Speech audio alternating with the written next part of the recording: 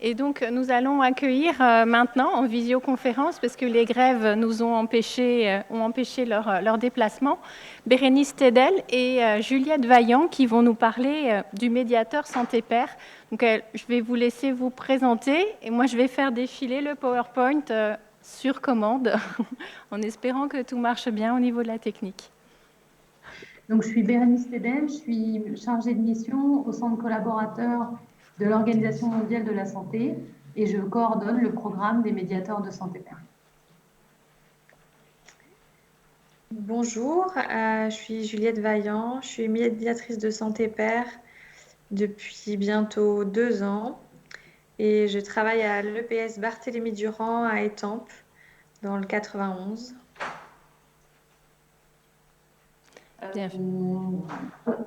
Oui.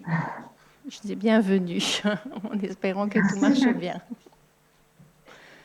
Bon, j'espère que ça ira pour vous en termes de communication. C'est pas idéal, mais on va essayer de vous proposer quelque chose d'assez vivant et puis d'avoir un vrai temps d'échange et de questions avec vous.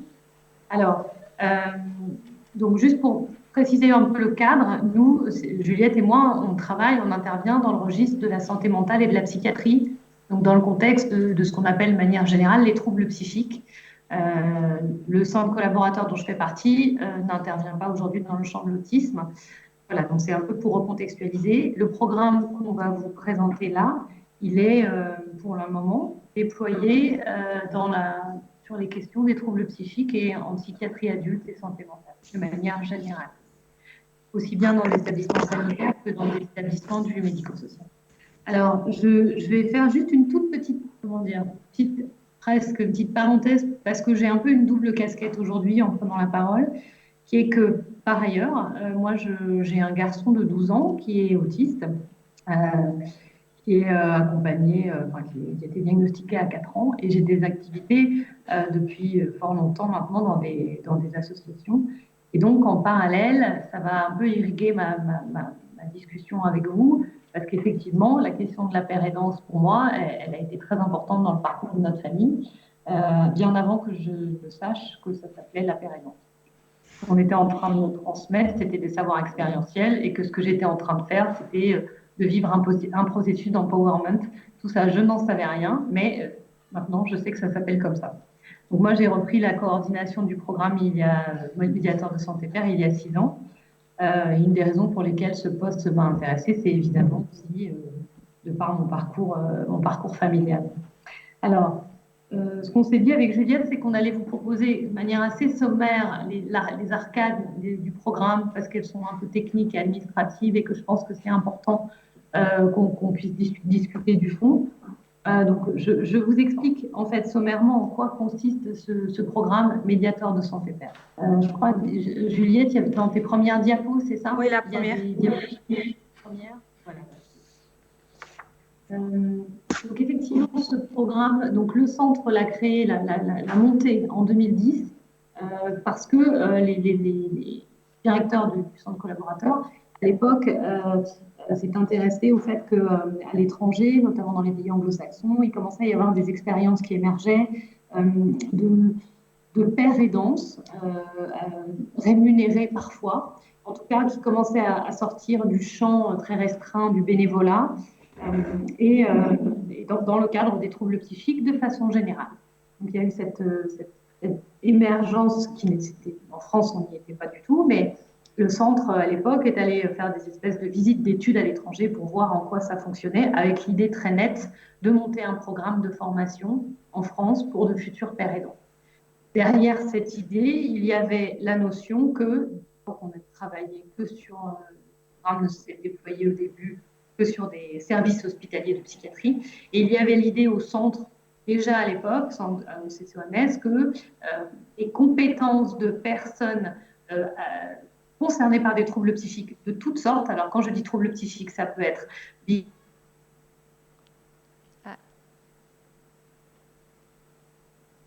On a tout à fait largement. Oui. On a une coupure de son. Ah, zut. Je suis sur le réseau qui va bien, là. Et là, ça va? Oui, là, c'est bon, on vous entend bien. D'accord. Donc voilà, l'idée, c'était de dire que des personnes qui seraient concernées par des troubles et qui avaient ce que nous, en psychiatrie, on appelle aujourd'hui un parcours de rétablissement, qui n'a rien à voir avec la guérison. Juliette vous en dira des choses bien plus pertinentes que moi, mais le rétablissement, c'est la notion de retrouver une qualité de vie et un équilibre de vie qui satisfait la personne après un parcours de découverte et de compréhension de son trouble qui lui est propre. Et là, je te laisserai en dire plus, Juliette, sur le rétablissement. Et donc, l'idée, c'était de se dire, des personnes qui ont comme ça une très bonne connaissance de leurs troubles, qui ont réussi à se rétablir et qui s'intéressent à la relation d'aide, elles ont un savoir unique, probablement utilisable de manière extrêmement pertinente avec d'autres gens. Et ce savoir, aujourd'hui, personne ne le valorise. Il est utilisé malheureusement de façon, à l'époque, il était à peine utilisé ou un petit peu dans le cadre de certaines associations. Il commençait à émerger dans les groupements d'entraide mutuelle, mais pas sur des modalités professionnelles. Et donc, le centre collaborateur, très rapidement, est arrivé à l'idée qu'il fallait professionnaliser ce savoir, dans le sens où il fallait donner accès aux usagers à ce savoir lorsqu'ils étaient hospitalisés et de manière générale suivis par l'hôpital public, aussi bien en CLP, en hôpital de jour, qu'à l'intra-hospitalier, que ce savoir était une flèche en plus dans le carquois de la psychiatrie et que ça n'irait pas, bien entendu, concurrencer ce que faisaient les autres soignants. L'idée, c'était que ça allait apporter quelque chose en plus, comme à chaque fois d'ailleurs que dans la psychiatrie, on a amené des compétences qui n'y étaient pas avant. Peut-être le savez-vous, paradoxalement, les psychologues sont arrivés très tard dans les services de psychiatrie. Beaucoup plus récemment encore, les orthophonistes, les ergothérapeutes. Voilà, il y a eu pendant très très longtemps en psychiatrie des psychiatres et des infirmiers. Voilà. Et cette ouverture à d'autres métiers, on pourrait considérer qu'elle se continue avec les savoirs des pères aidants. Donc nous, le CCOMS s'est dit qu'il fallait lui trouver un intitulé spécial à cette histoire de père aidant parce qu'il fallait le différencier de la question des bénévoles. Et donc a été posé ce terme un peu long de médiateur de santé père. Voilà, nous, pour parler plus vite, on dit MSP. Voilà. Vous verrez que ça reviendra dans la discussion. Et alors, ce qu'on s'est dit très vite au centre, c'est qu'il faudrait deux aspects très importants. Le premier, c'est qu'il fallait l'adosser à une formation. Parce que ce que nous avons vu à l'étranger, c'est que dans un petit peu la conception des choses anglo-saxonnes, vous savez, c'est très souvent des formations courtes, un peu sur le terrain, on apprend en faisant. Et bon, on arrive quand même à être reconnu, en tout cas dans une partie de ces cultures. On sait bien qu'en France, la question du diplôme, de la reconnaissance, de l'intitulé de son diplôme, c'est très important pour exister professionnellement. Et donc, on s'est dit deux choses. On s'est dit effectivement, il faut qu'ils aient une formation. Et en plus, il faut aussi qu'on leur donne des contenus de formation pour les aider à construire leur métier. Parce que ce n'est pas parce qu'ils ont ces compétences qui viennent de leur parcours qu'ils disposent de suffisamment d'outils, de connaissances sur ce que c'est aujourd'hui la psychiatrie, la santé mentale. Alors, je vais passer très vite. En 2012, on a effectivement créé un DU. Et puis depuis, Juliette a fait partie de la première licence en 2018. Et là, maintenant, on est sur un fonctionnement où nos médiateurs de santé père suivent une licence avec l'université de Bobigny Paris 13. Alors, il y a un fonctionnement un peu particulier qui est que cette formation qu'on pourrait appeler en cours d'emploi. En fait, on est recruté par un établissement, le médiateur est recruté par un établissement, et c'est le fait d'être recruté qui lui donne accès à la formation. C'est-à-dire qu'il a un contrat de travail, il n'est pas en alternance, il a un contrat de travail entre guillemets classique, il peut travailler à temps partiel ou à temps plein comme bon lui semble, et puis il peut aussi faire évoluer son taux horaire s'il le souhaite par la suite. Et pendant toute la première année, donc là en l'occurrence de septembre à avril, avec les promotions de licence universitaire, il accourt une fois par mois, une semaine par mois, en Île-de-France, à la fac de Bobigny, et tous les frais sont pris en charge. Ça, c'est important de le dire. Dans les modalités de subvention qui ont été pensées autour du programme, les agences régionales de santé financent non seulement la première année de salaire, mais aussi les frais de formation et les frais de déplacement. Voilà, en résumé, la façon dont ça se construit. Pour nous, il était évident que le médiateur de santé père, pour lui permettre de se lancer dans son travail, il fallait qu'il ait un emploi. C'est-à-dire que le paradoxe, c'est que s'il ne faisait qu'une formation initiale et qu'il fallait après qu'il aille chercher du travail, ben, de toute façon, ils n'en trouveraient pas parce que les pratiques n'étaient pas suffisamment encore ouvertes à ces questions-là. Donc, il fallait un peu aller à marche forcée, travailler main dans la main avec les établissements en disant, voilà, la subvention est là, mais donc, est-ce que vous êtes prêts, vous, à intégrer une personne concernée en tant que professionnelle dans une de vos équipes de soins? Alors, ça ne s'est pas fait sans mal. C'est aussi pour ça enfin, ça fait partie de mon travail et Juliette et moi, on intervient très souvent ensemble que de le dire. C'est compliqué pour un médiateur de santé père de faire sa place. Au début, il n'est pas forcément bienvenu, il n'est pas forcément bien accepté parce que ça implique pour les soignants de se remettre en cause et c'est compliqué. Mais on commence à voir maintenant, on a une cinquantaine de médiateurs sur le territoire en activité et on a encore 35 personnes là, qui sont en cours de formation. Et il y a une formation qui va reprendre à nouveau en septembre prochain. Et on commence à avoir l'expérience des médiateurs qui nous racontent comment ils s'y prennent pour gérer leurs intégrations.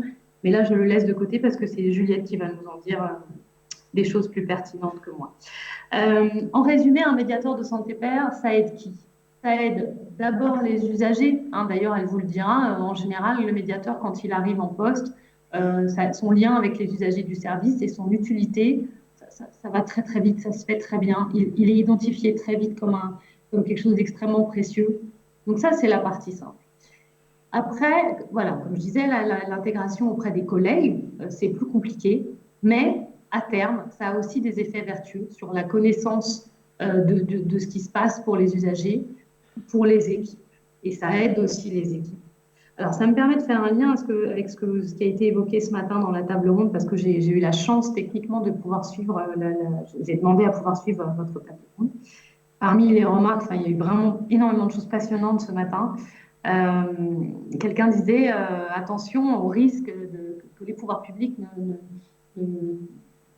ne se facilitent pas la tâche en finançant des postes de pères aidants et que ça leur évite de nous donner les fonds dont on a besoin pour les prises en charge de nos jeunes, de nos enfants, de nos proches.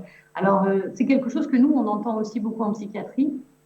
Après, c'est vraiment pas, je pense, moi, mais que c'est vraiment pas comme ça qu'il faut le penser, dans le sens où il ne s'agit pas de dire que que financer des postes de père aidant, c'est enlever des bouts de prise en charge ailleurs. Ça veut dire très concrètement, hein, c'est comme ça que ça va se passer de plus en plus, que dans un établissement ou dans un service où il y a un certain nombre de professions, à la faveur d'un départ en retraite d'un infirmier, peut-être son poste peut être transformé, ça a été déjà le cas plusieurs fois, et que ce soit un médiateur de santé père qui soit recruté au lieu qu'on recrute à nouveau un infirmier. Dans d'autres services, ça a été des choix d'utiliser un poste non staffé, parce qu'il y a beaucoup d'endroits, vous le savez, en France, on a énormément de mal à recruter sur les professions de soins. Et donc, il y avait un poste qui n'était pas, quelle que soit la fonction, qui n'était pas occupé depuis très longtemps. Et là, on a transformé ce poste pour créer un poste de médiateur. Donc, de toute façon, on ne s'achemine pas vers un déploiement massif des pères aidants qui irait remplacer quoi que ce soit. Pour le moment, on s'achemine plutôt vers quelque chose d'encore extrêmement ténu. Mais en tout cas, vu la façon dont on est sollicité de plus en plus fréquemment pour venir présenter le programme dans des services de soins, cela répond très clairement à quelque chose. C'est-à-dire que là où on a rencontré en 2012 des résistances assez fortes, qui étaient des résistances des corps de métier, qui se sont sentis menacés, plus les années passent, plus maintenant, on est sollicité par des équipes qui viennent nous voir, qui sollicitent le CCOMS en disant « nous avons réfléchi, l'équipe est prête, on pense que ça nous ferait avancer, que ça serait vraiment bénéfique pour tout le monde et pour les usagers en premier. On voudrait se préparer à intégrer un médiateur de santé père. » Vous voyez, ces choses-là, elles avancent. Alors, j'en profite pour vous informer d'une chose, c'est que moi, nous, au CCOMS, il y a quelques mois maintenant, c'est en cours, il y a un service de pédopsychiatrie, enfants et adolescents, qui nous a sollicité ils sont en train de créer un poste de médiateur de santé père qui sera un parent. Et moi, en vous écoutant ce matin et en préparant cette journée, ce qui m'est venu le plus évidemment, mais c'est juste une possibilité, c'est qu'il serait certainement très intéressant qu'il y ait un jour des médiateurs de santé père par an. Alors, on pourra peut-être les appeler autrement, ce ne sera peut-être pas des médiateurs de santé père, pas bon. Mais en tout cas, qu'il y ait des pères aidants par an et qu'ils soient professionnels. Parce que je pense qu'on a tous vécu en tant que, là je prends un peu ma casquette de parent, c'est un peu ambigu, mais on a tous vécu des interactions avec des professionnels du soin, y compris, comme vous le disiez très bien, des professionnels très adaptés qui nous disaient des choses très intéressantes, mais à qui il manquait certainement un savoir expérientiel dans ce qu'ils nous proposaient, dans les retours qui nous étaient faits. Hein. Alors moi, je peux donner un exemple. Mon fils est suivi dans un CESAD, on m'a proposé beaucoup d'adaptations avec, vous savez, des pictogrammes, des choses comme ça. Et très souvent, moi, je me suis dit, en sortant de ces rendez-vous, oui, mais en fait, nous, dans notre vie de famille, on n'arrive pas à tenir sur la longueur avec les pictogrammes, sur tout un tas de dimensions de notre vie. Ça nous étouffe un peu, on aimerait. Et puis souvent, je sortais en me disant, mais le problème, c'est que il me demande en fait de vivre comme si j'étais éducateur, mais moi, c'est ma famille, c'est du 24-24.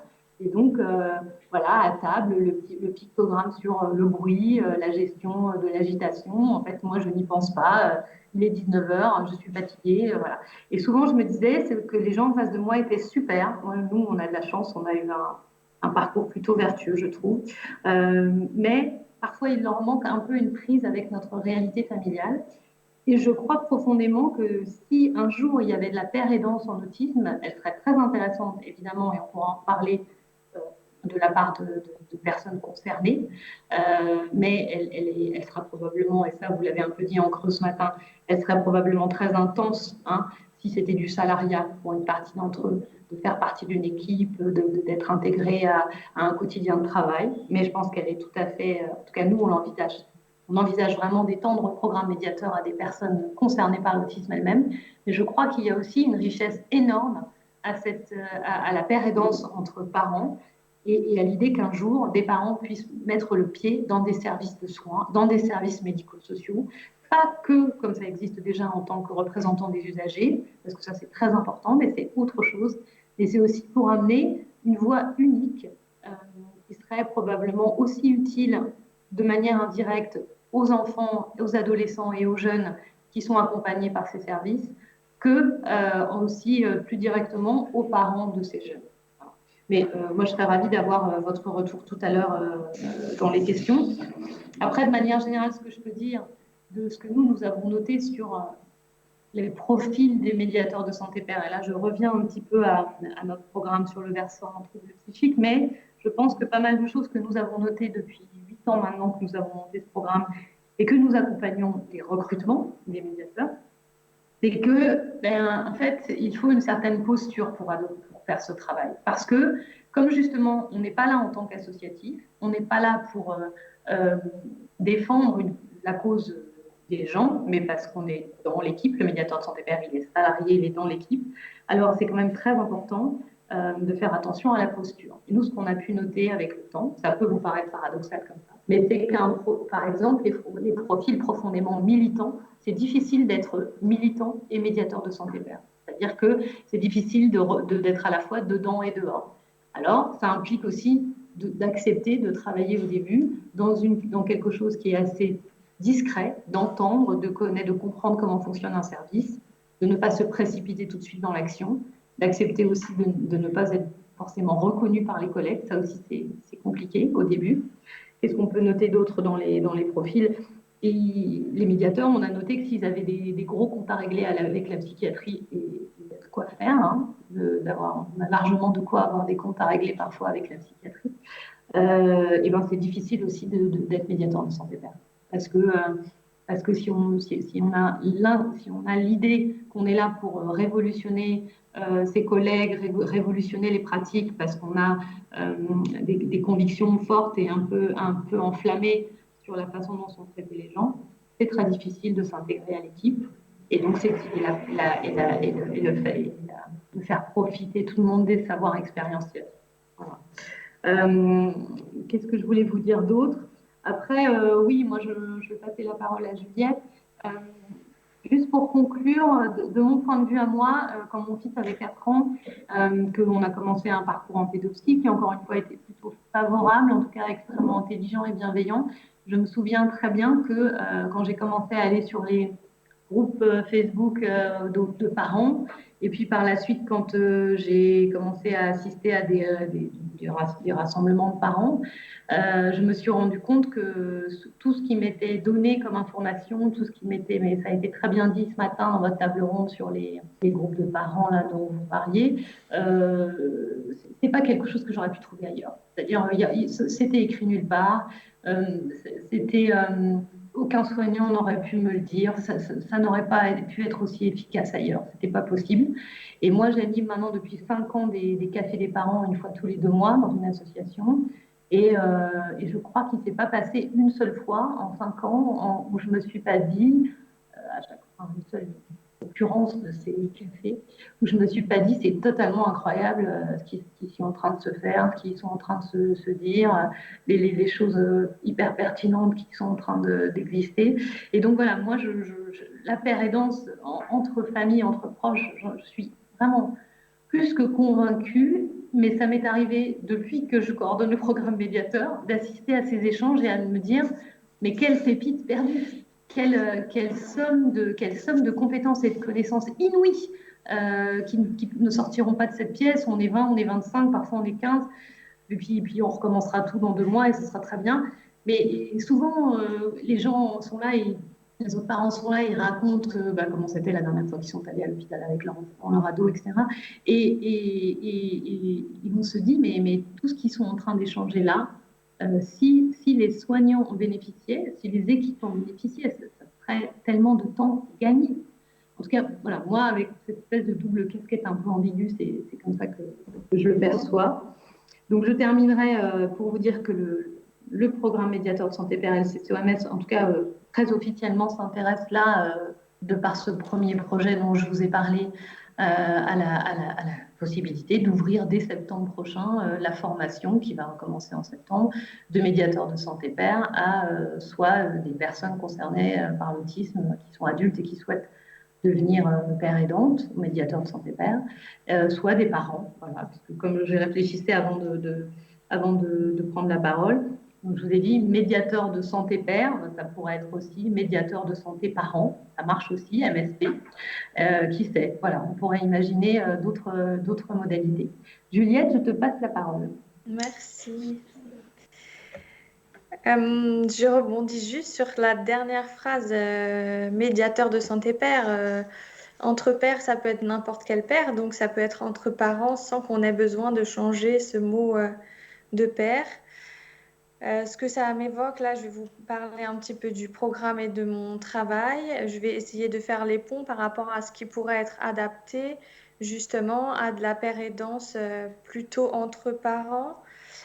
Et si je vois aussi comme Bérénice plutôt cette paire-aidance entre parents, c'est parce que nous, dans le domaine des troubles psychiques, c'est plutôt des choses qui interviennent fin d'adolescence, début de l'âge adulte, et que dans le domaine de l'autisme, on est plutôt dans des choses qui interviennent pendant l'enfance et qu'on ne pourra pas demander à des enfants d'être père aidant. Et pour autant, ils auront besoin aussi du meilleur accompagnement possible et que tout le temps de l'enfance, c'est les parents qui sont beaucoup mis à contribution et qui vivent un peu ce parcours du combattant qu'on peut vivre aussi dans les troubles psychiques. Donc cette diapo-là, c'était vraiment pour préciser que quand on est recruté en tant que médiateur de santé père, il n'y a aucune obligation de révéler son trouble, il n'y a aucun critère de gravité des troubles, d'ancienneté, de curabilité. L'idée, c'est qu'on va pouvoir accompagner n'importe quelle personne qui a un trouble psychique. Forcément, si c'est le même que nous, on a plus de facilité. S'il y a des choses du parcours qui sont identiques ou qui se rapprochent, on a plus d'aisance avec ça. Mais c'est aussi le but de la formation, de nous préparer à accompagner n'importe quelle personne qui aurait un trouble psychique. On peut passer la diapo. Donc forcément, on se base sur les vécus et le vécu qui nous marque beaucoup dans la santé mentale, c'est l'hospitalisation en psychiatrie. C'est une expérience particulière d'être en collectivité avec des personnes qu'on n'a pas choisies, de ne pas manger à l'heure où on veut manger, de ne pas manger ce qu'on veut manger, de ne pas dormir dans son lit avec ses affaires, avec des draps qu'on a choisis, de ne pas pouvoir fermer ses volets pour dormir dans le noir, d'être potentiellement coupé de ses proches, de ne voir à côté de nous que des personnes qui sont très dégradées. Et de patienter pour voir son médecin, patienter pour voir une infirmière, patienter pour avoir ses affaires. Voilà, donc ça, c'est ce qui est la racine un petit peu de notre expérience. Parce que moi, avant d'atterrir en service de psychiatrie, j'ai été en réa et en pneumo et j'ai connu la descente sociale, entre guillemets, de l'hôpital. C'est-à-dire qu'en réa, personne ne se souciait de est-ce que j'avais le droit à mon téléphone ou pas. J'avais une bonbonnière en verre à côté de mon lit. Ça posait de problème à personne. Et quand je suis arrivée en psychiatrie, on a fouillé mes affaires. On m'a retiré mon pyjama avec le ruban pour le maintenir. On m'a retiré mon bocal en verre. Voilà. Et donc j'ai connu un peu la restriction de mes droits, alors que j'avais jusque-là fait preuve de bonne volonté, j'étais plutôt sage, voilà. Et donc ça, c'est une espèce de déshumanisation qui est très forte et qui est difficile à subir et qui nous rapproche du coup des personnes qu'on rencontre dans nos services parce que c'est difficile de mesurer cette expérience-là quand on ne l'a pas vécue. On peut passer à la diapo suivante.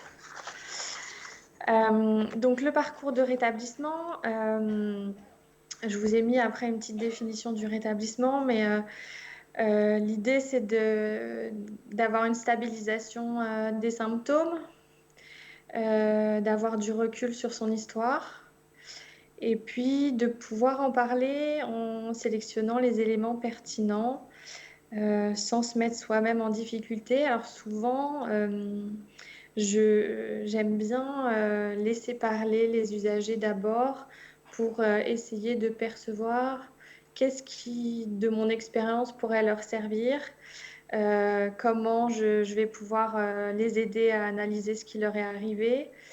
Et du coup, ça me permet de fournir le moins d'éléments possible sur moi, avec toujours une petite marge de sécurité, c'est que avec les savoirs expérientiels, j'ai l'avantage de pouvoir citer une expérience qui m'est arrivée en disant que voilà, j'ai rencontré un patient, il lui est arrivé ça. Et du coup, je me dédouane un peu de ce côté-là si j'ai pas envie que ce soit associé à ma personne. Et de ce fait, en fait, les savoirs expérientiels, je les enrichis avec mon expérience à moi qui continue, bien sûr. Et puis aussi avec l'expérience d'autres usagers. Par exemple, moi, j'ai jamais eu d'injection retard, mais c'est une question qui revient beaucoup à l'hôpital. Et maintenant, j'ai l'expérience d'autres patients, par exemple, qui étaient sous Abilify, en comprimé. Ils sont passés à l'injection et comment ils ont vécu les choses, qu'est-ce que ça leur a fait. Et du coup, je me sers de ce savoir expérientiel-là pour d'autres usagers à qui on a proposé l'injection et qui se posent des questions dessus, même si moi, je n'ai pas connu cette expérience-là. On peut passer à la suivante. Donc le recrutement, alors ça c'est le schéma un petit peu idéal, donc ça s'est pas du tout passé comme ça chez moi, mais l'idée c'est d'être recruté par un hôpital ou une structure médico-sociale. Dans l'idéal vraiment, une préparation de l'équipe entre 6 mois, 1 an, et donc une demande qui émane de l'équipe. Ensuite, la réponse à l'appel d'offres de l'ARS, le financement du poste, et puis le recrutement. Donc, je participe avec Bérénice à des sessions de recrutement de médiateurs de santé pair, dans le but aussi de leur expliquer ce que moi je fais, comment je fonctionne, plus que pour évaluer les personnes, surtout pour répondre à leurs questions sur le métier. Et puis ensuite, on intègre le médiateur dans l'équipe et l'idéal, c'est de co-construire le métier donc, tout au long de la formation et puis de la poursuite du poste, pouvoir réfléchir avec l'équipe sur les modalités d'intervention du médiateur de santé pair, là où il se sent bien, ce sur quoi il est à l'aise, les compétences qu'il avait déjà au préalable. Par exemple, avant, moi, j'ai travaillé en recrutement et en insertion professionnelle. Donc, c'est des compétences que je réutilise pour accompagner des usagers vers l'emploi. Diapo suivante. Donc, l'université, la licence à l'université, donc Bérénice en a parlé un peu. 8 semaines de cours. Alors, pour ma promo, c'était sur 1 an et demi, mais maintenant, c'est réduit à 1 an. On a des cours généraux et puis des cours spécifiques. L'idée, c'est d'avoir un aperçu quand même du système de santé en France, des cours sur les différentes pathologies parce que nous, on maîtrise potentiellement la nôtre, mais pas forcément toutes les pathologies. On est formé aux 40 heures d'éducation thérapeutique du patient qui nous permettent après d'animer des groupes. Et donc, ce qu'on observe sur cette licence, c'est que par rapport aux autres professionnels de santé, quand on leur dit qu'on est en licence à l'université, ça assoit un petit peu notre posture, ça garantit le fait que on ne travaille pas que avec nos savoirs expérientiels et qu'il y a quelque chose qui est formalisé derrière un niveau d'études. Et ça vraiment, c'est quelque chose qui m'a beaucoup servi. On peut passer à la diapo suivante. Alors, les notions qui sont liées, qu'on entend toujours associées au médiateur de santé pair, c'est l'empowerment. Donc, le fait de pouvoir agir sur sa maladie, sa prise en charge.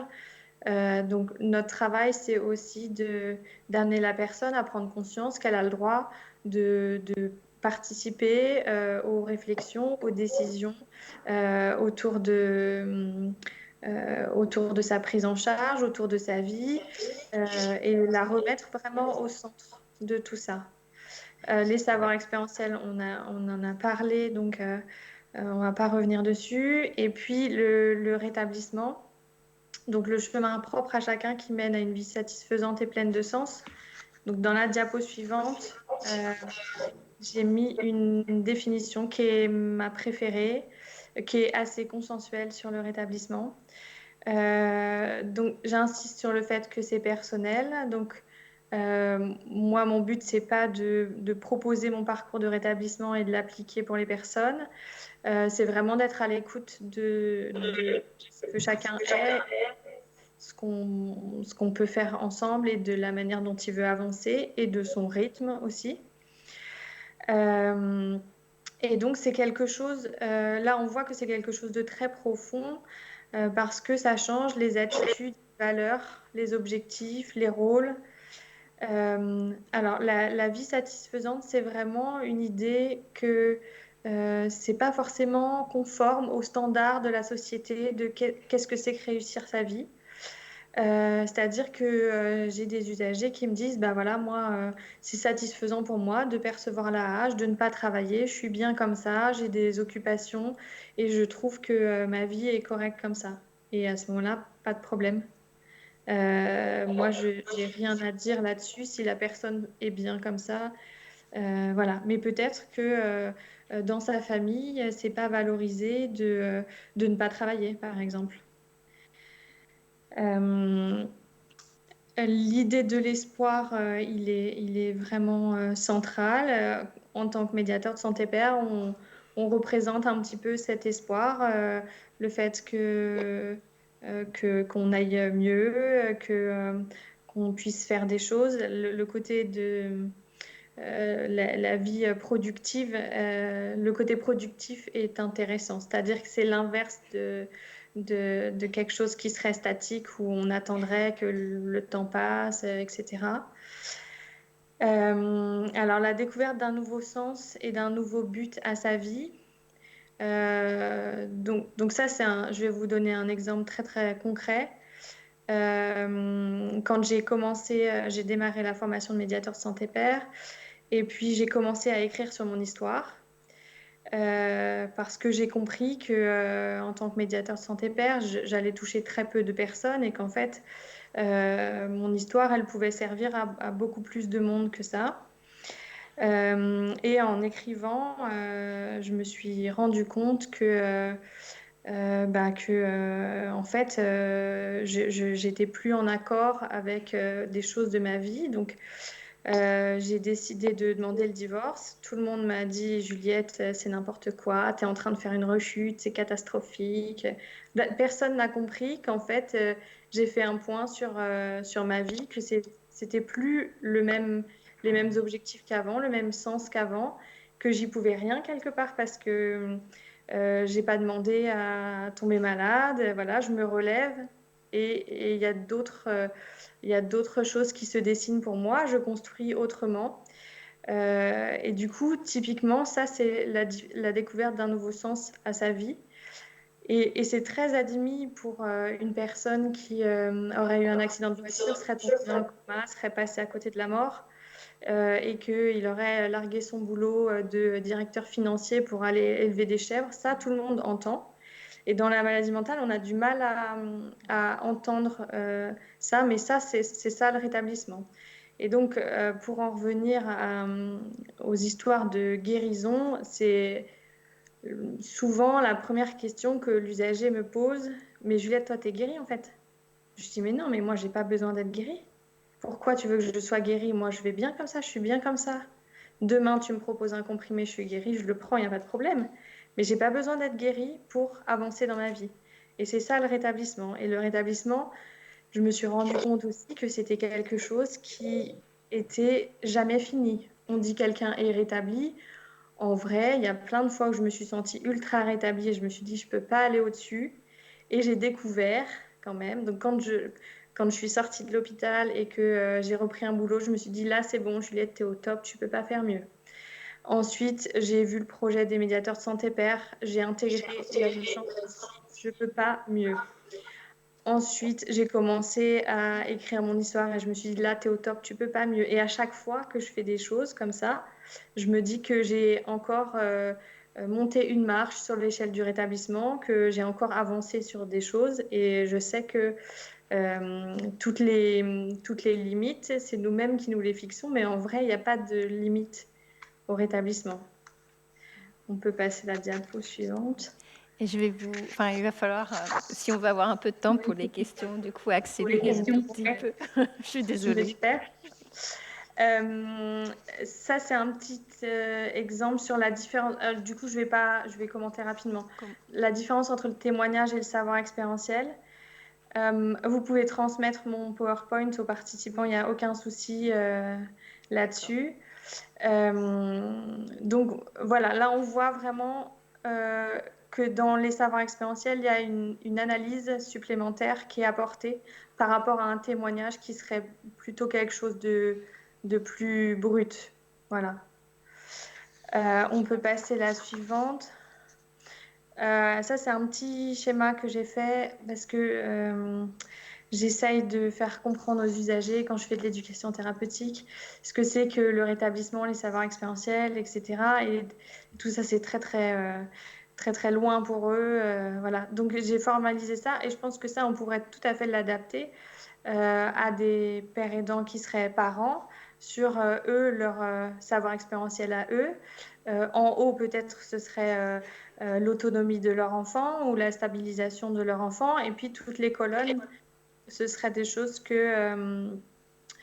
sur lesquelles on se repose. Et l'idée, c'est que quand une colonne fissure, on peut renforcer les autres pour éviter l'effondrement de l'édifice. Et que de toute façon, tous les gravats qui viendraient tomber si il y avait des rechutes ou si il y aurait des fragilisations de l'édifice, ces gravats tomberaient dans les savoirs expérientiels. C'est-à-dire on repartirait pas à zéro. On repart jamais à zéro avec les savoirs expérientiels. Voilà. Diapo suivante. Alors, du coup, je travaille en intra-hospitalier, 2 jours par semaine. Euh, donc, beaucoup d'entretiens informels ou des entretiens individuels, des échanges avec l'équipe. Alors maintenant, de plus en plus, ils sont preneurs de mon avis, de qu'est-ce que peut ressentir un patient quand on lui dit ça, Juliette, toi, dans ton expérience, ta tentative de suicide, comment tu as vécu les choses, etc. Euh, donc, on progresse pas mal. Ça a été l'équipe la plus difficile à intégrer, l'intra-hospitalier. Ensuite, la diapo suivante. Le CMP, donc le CMP, c'est plus ouvert sur l'extérieur, du coup, c'est plus facile de s'intégrer sur des activités thérapeutiques, sur des entretiens, des orientations vers des associations, des visites à domicile. J'ai commencé à rencontrer pas mal de proches au CMP. Alors, il y a un impact de la présentation de mon métier à un usager et l'impact est presque doublé, je dirais, quand c'est les proches.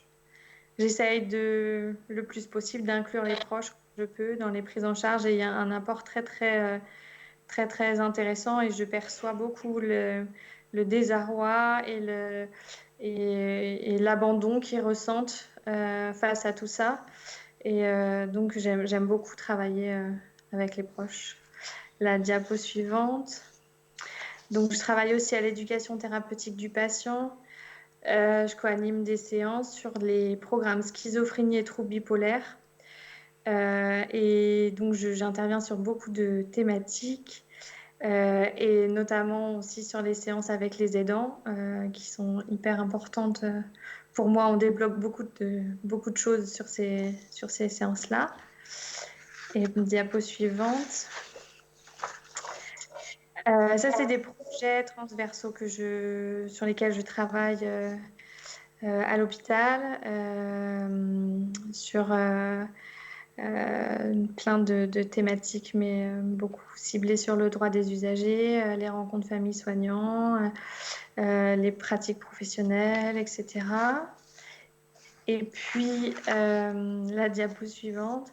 Voilà, comme vous voyez, je m'ennuie un peu. Du coup, je profite pour travailler en plus de tout ça sur des projets à l'extérieur. Donc, j'interviens beaucoup au CCOMS avec des j'interviens sur des conférences. Je donne des cours à l'Université Paris 13 pour les nouvelles promotions de médiateurs de santé pair. Je suis formatrice aussi en santé mentale, donc dans un centre de formation. Et voilà, j'ai à cœur de... Aujourd'hui, ce que je peux vous dire, c'est que j'ai quitté un métier mieux payé, plus proche de chez moi et plus stable pour ce métier de médiateur de santé pair. Et je regrette pas de l'avoir fait. Maintenant, si je travaille beaucoup aussi à l'extérieur, c'est pour promouvoir ce métier parce que j'y crois très fort et que j'ai envie qu'on puisse le développer. Et puis, si ça peut effectivement s'adapter à d'autres formes de troubles, enfin voilà, d'autres situations de handicap, voilà, je trouve ça super. Nous, en tout cas, les usagers nous font toujours un accueil formidable. Les équipes, souvent un peu moins au début, et puis au bout d'un moment, ça évolue. Mais en tout cas, il y a beaucoup de choses à faire là-dedans. Moi, je ne peux pas travailler sans les autres professionnels. Je ne serais rien sans eux, sans un médecin, sans une infirmière, sans... Voilà, mais on amène une vision un petit peu différente des choses et ça n'a aucun prix. Voilà. Merci beaucoup. Alors, on a demandé à ce que les gens n'applaudissent pas par respect au niveau des... Donc, on fait ceci, mais tout le monde le fait dans la salle. On va passer aux questions. Alors, je vais chercher les micros.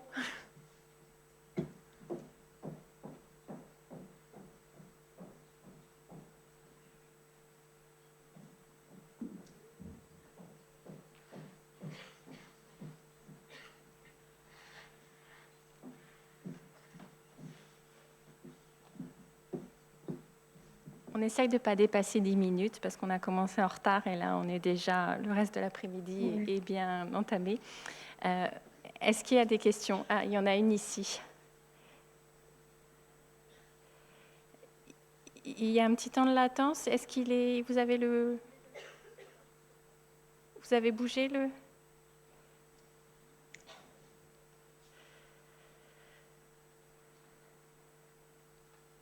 Sinon un autre. Et ça y est, là, il marche. Donc, merci beaucoup pour vos interventions. Donc, très très brièvement, donc, mon fils a été diagnostiqué schizophrène. Donc, il n'était pas schizophrène, il était juste autiste Asperger. Donc, il a été diagnostiqué dans 2 hôpitaux psychiatriques universitaires. Donc, ce serait très intéressant de rajouter à la formation père aidance une initiation à l'autisme pour que vous qui êtes à l'intérieur, qui n'avez pas une vision trop psychiatrique, vous puissiez aussi déceler des profils comme celui de mon fils. Donc effectivement, il ne regardait pas dans les yeux, mais c'est de l'autisme. Il avait un discours très particulier, c'est de l'autisme. Oui, il a décompensé, c'est-à-dire qu'il avait des... Enfin, il n'avait pas de délire ni d'hallucination, mais il était autiste complètement, avec des troubles anxieux-dépressifs qui ont été confondus avec de la schizophrénie. Donc c'est super intéressant qu'il y ait peut-être une initiation à ce genre de diagnostic différentiel et que ça passe aussi par l'intérieur. Voilà. Là, où ça les questions? Au fond? Qui voulait intervenir?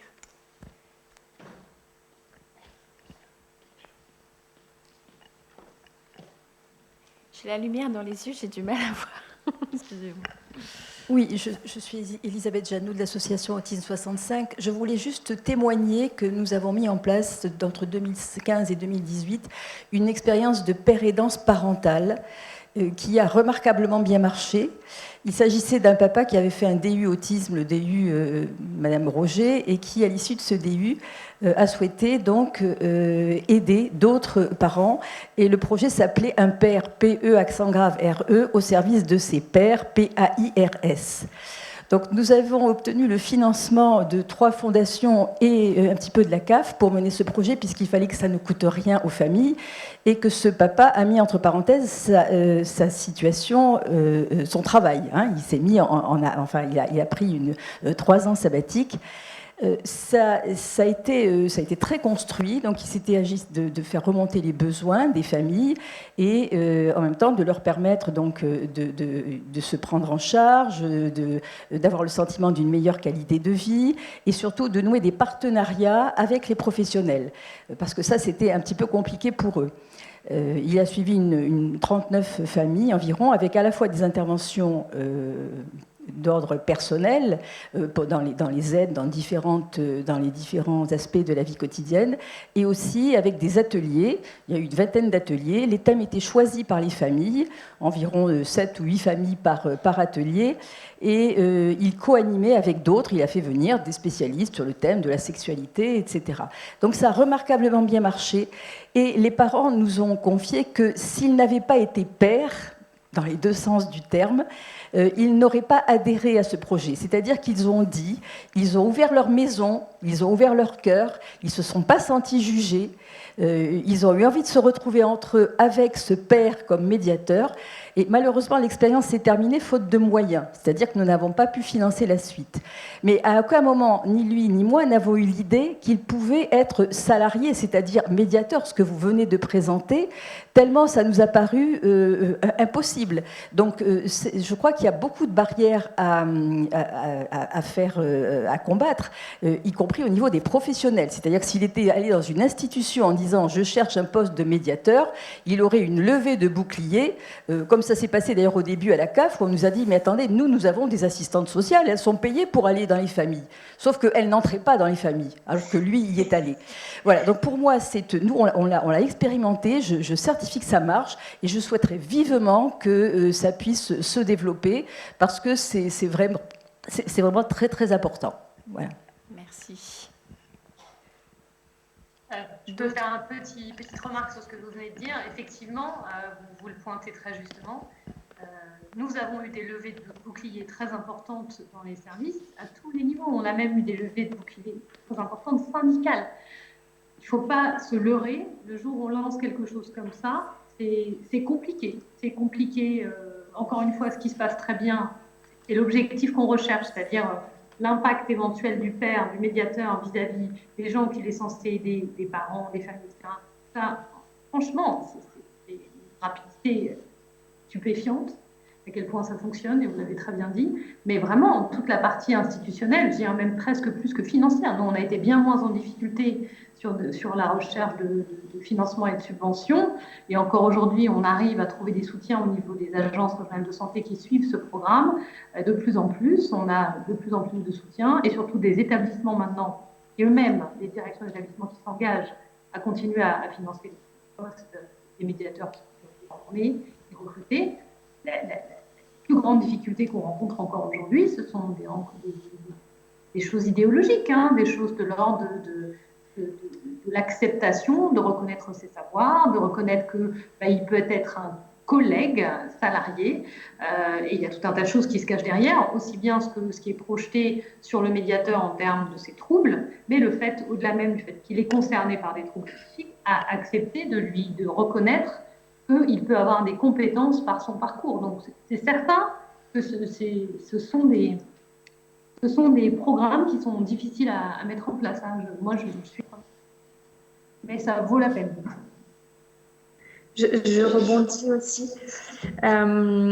Je travaille du coup avec les médecins et la psychiatre avec qui je travaille à l'éducation thérapeutique redoute toujours les séances ETP pour les aidants. Elle me dit à chaque fois, Juliette, tu comprends, je vais me faire taper dessus. Genre, les parents, à chaque fois, ils me rejettent sur moi la faute. Je dis, moi, je viens tranquille parce que moi, je ne suis pas médecin. Et du coup, forcément, on amène des clés différentes et évidemment, une personne ne pourrait pas se confier à moi facilement si moi, je ne lui confiais pas des choses de moi. Il y a une chose qui relève de l'échange et un point commun qui est à la base la souffrance, qui nous lance dans des relations qui sont incomparables avec d'autres. Voilà. En tout cas, bravo d'avoir lancé ça. Maintenant, vous savez que ça marche. On va voir si on peut développer ce genre de choses pour que ces initiatives reprennent et que ce soit un peu plus généralisé. Mais en tout cas, c'est bien d'avoir perçu. Moi, je suis toujours surprise par les équipes qui perçoivent que dans leur service, il y a un peu de père aidance et du coup, ils essayent de la favoriser, etc. Et voilà, en tout cas, c'est bien. Merci beaucoup. On va peut-être s'arrêter, oui, là. Je vous remercie. Je pense que vous pouvez continuer si vous voulez regarder la table ronde suivante comme ce matin, si vous voulez. Par contre, je pense quand Stéphanie Bonneaubrier interviendra, on sera obligé de vous couper parce qu'on n'arrivera pas à avoir les 3 connexions à la fois. Juste avant de vous quitter, préciser que pour les personnes qui souhaiteraient avoir des informations sur le programme Médiateur et sur son actualité, nous avons récemment créé une page Facebook. Il suffit de chercher dans Facebook Programme Médiateur de Santé Père. Il y a une page publique, pas un groupe, mais une page publique qu'on peut suivre, sur laquelle il y aura toute l'actualité du programme, les offres d'emploi et la prochaine formation. Merci beaucoup. Et puis, on pourra transmettre aussi s'il y a des personnes qui nous sollicitent des éléments. Oui. Merci en tout cas.